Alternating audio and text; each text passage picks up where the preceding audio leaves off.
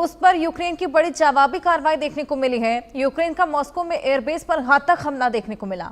Moscow में airbase उड़ाने का दावा किया गया है। रूसी हमलों के बाद यूक्रेन के जवाबी हमले भी देखने को मिले। रूस ने कीव पर सैकड़ों ड्रोन और मिसाइलें दागी। यूक्रेन ने रूसी हमले के जवाब में मॉस्को पर बड़ा अटैक करने का दावा किया है।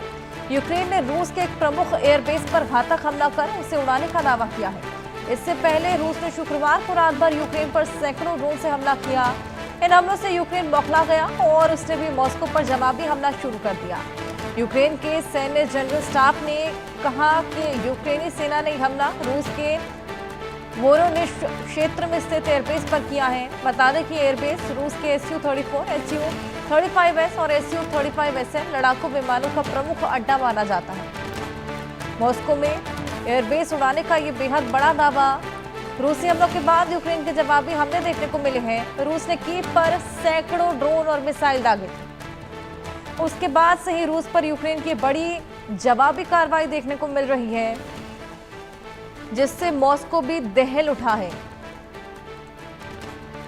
30S, 30SM इन तमाम लड़ाकू विमानों का अड्डा था जिसको ध्वस्त किया गया। ये बेहद बड़ी कार्रवाई देखने को मिल रही है।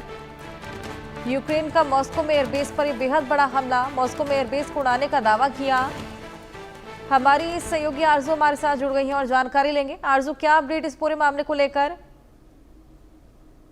जी बिल्कुल, देखिए अगर देखें तो ये बेहद बड़ा हमला जो है वो देखने को मिल रहा है और यूक्रेन की तरफ से ये हमला जो है वो रूस पर किया गया। अगर बात करेंगे तो उनके एयरबेस पर ये हमला जो है वो किया गया है। ये हमला करने का दावा जो है वो किया गया और तस्वीरें जो है वो भी कई निकल कर आ रही हैं जिसमें धुआं निकलता हुआ जो है वो नजर आ रहा है। तो साफ तौर पर जिस तरीके से यूक्रेन ने शनिवार को रूस के एक प्रमुख एयरबेस पर घातक हमला जो है वो करने का दावा किया है। इससे पहले हमने देखा कि शुक्रवार को रात भर यूक्रेन की तरफ से सैकड़ों जो ड्रोन अटैक है, ड्रोन से हमले जो है वो यूक्रेन पर किए गए। तो वहीं फिर से उसके जवाब में यूक्रेन की तरफ से रशिया के एयरबेस को जो निशाना जो है वो बनाया गया है। अगर बात करेंगे तो एयरबेस रूस के जो Su-34, Su-35S और Su-30SM जो लड़ाकू विमान है उनका प्रमुख अड्डा जो है वो माना जाता है और वहां पर अटैक जो है वो किया गया है। फिलहाल अगर बात करेंगे तो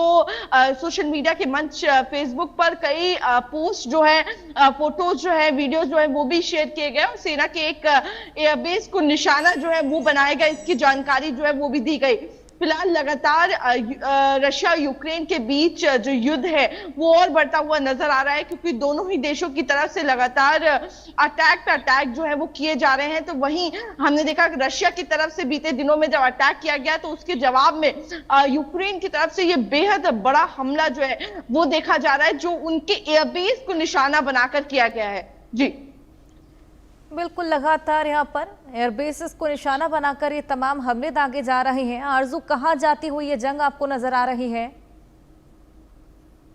जी बिल्कुल, देखिए पिछले कई समय से लगातार कोशिश की जा रही है, जो ग्लोबल प्लेटफॉर्म्स हैं उनकी तरफ से भी कोशिश की जा रही है कि ये जो लगातार कॉन्फ्लिक्ट जो आगे बढ़ रहा है, जो लगातार बढ़ता जा रहा है, कई सालों से चल रहा है, उस पे युद्ध विराम लगाया जाए, उसको रोका जाए या फिर कोई एक कॉमन एग्रीमेंट पर पहुंचा जाए। लेकिन हम लगातार देख रहे हैं एक के बाद एक कहीं ना कहीं अटैक किया जाता है, जिसके बाद परिस्थितियां जो है वो और बिगड़ती हुई नजर आती है। अगर हम देखें तो जिस तरीके से रशिया की तरफ से भी बीते दिनों में अटैक किया गया यूक्रेन पर, उसके बाद लगातार ये कयास लगाए जा रहे थे क्योंकि अगर हम देखें पिछले कई सालों से जितने समय से युद्ध जो है वो चल रहा है उस तब से अगर देखें तो यूक्रेन भी कहीं ना कहीं पीछे हटने को तैयार नहीं है। लगातार हर हमले का जवाब जो है वो यूक्रेन देता हुआ नजर आ रहा है और इसमें भी हमने देखा किस तरीके से रशिया के अटैक के बाद यूक्रेन ने एक बहुत बड़ा मिसाइल से जो अटैक है वो उनके एयरबेस पर लॉन्च करा, जहां पर बताया जा रहा है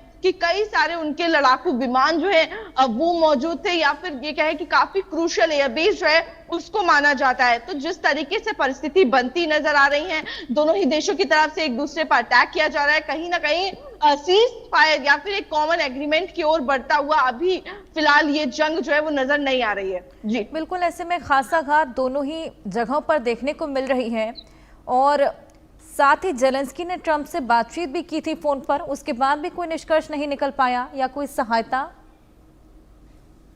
जी बिल्कुल, देखिए अगर ट्रंप की बात करें तो उनकी तरफ से लगातार इस तरीके का दावा किया जाता है कि वो बातचीत कर रहे हैं और शांत कराने की कोशिश कर रहे हैं, सीज फायर की बात कर रहे हैं। लेकिन जिस तरीके से जेलेंस्की की बातचीत भी हुई थी ट्रंप के, लेकिन उसके बाद भी अगर आप देखें तो रशिया की तरफ से अटैक किया गया और उसके बाद यूक्रेन की तरफ से भी अटैक जो है वो किया गया है। तो यानी कि कोई भी संभवतः या तो बातचीत नहीं बन पाई या फिर जो भी बातचीत रही उसके बाद भी हम देख रहे हैं कि जो युद्ध की परिस्थिति है वो बनी हुई है और लगातार हालात जो है वो बिगड़ते हुए नजर आ रहे हैं। जी बिल्कुल आरजू, हालात बिगड़ते ही जा रहे हैं। देखना होगा कि क्या कोई हस्तक्षेप काम आता है या नहीं। बहुत शुक्रिया तमाम जानकारी के लिए।